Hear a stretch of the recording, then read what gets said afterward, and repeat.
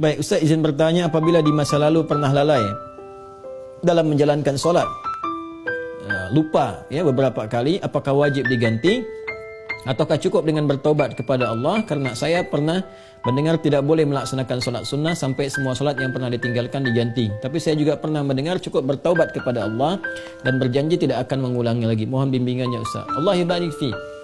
Baik, seorang yang pernah bermaksiat, apapun itu jenisnya, baik maksiatnya terkait dengan Allah, bermaksiat kepada Allah secara langsung, ya, contoh diminta untuk beribadah, solat itu kan bagian pokok kepatuhan kita, bukti keimanan kita kepada Allah. Quran surah ke-20 Taha ayat ke-14, ya, solat itu bagian pokok pembuktian iman kita kepada Allah. Innani anallahu la ilaha illa ana fa'budni wa aqimis salata lidzikri. Aku adalah Allah, tak ada Tuhan yang layak dipertuhankan disembah selain aku, kata Allah, maka sembah aku. Ya, bagaimana menyembahmu ya Allah? Wa aqimis salat, tunaikan salat. Ya, untuk mengingat aku, kata Allah. Quran surah ke-20 Taha ayat yang ke-14. Ada orang tak salat, ya, tapi dia mengaku beriman, atau dia menunda-nunda salat, ya, atau salat semahunya. Ada orang puasa Daud, dia salat Daud. Puasa Daud tu dia puasa Senin, Selasa dia rehat. Ya, Rabu dia puasa, Kamis dia rehat. Tu puasa Daud. Ada ni orang solat Daud. Ya, subuh dia solat, zuhur tak. Asar dia solat, maghrib tak. Itu solat Daud.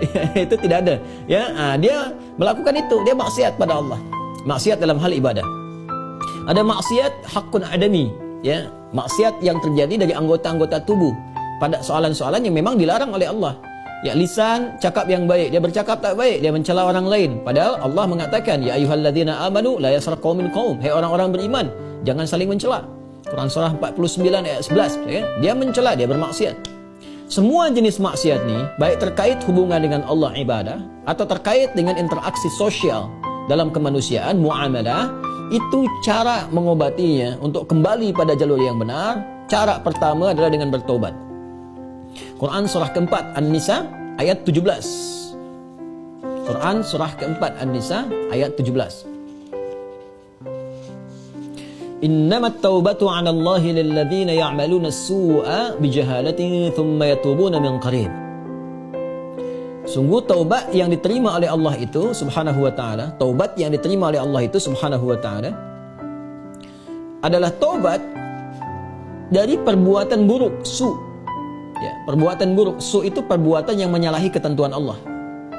Ya, diminta memandang yang baik, dia pandang yang tak baik. Diminta solat, dia tak solat. Itu perbuatan buruk. Dan sumbernya dari nafsu yang digoda oleh setan.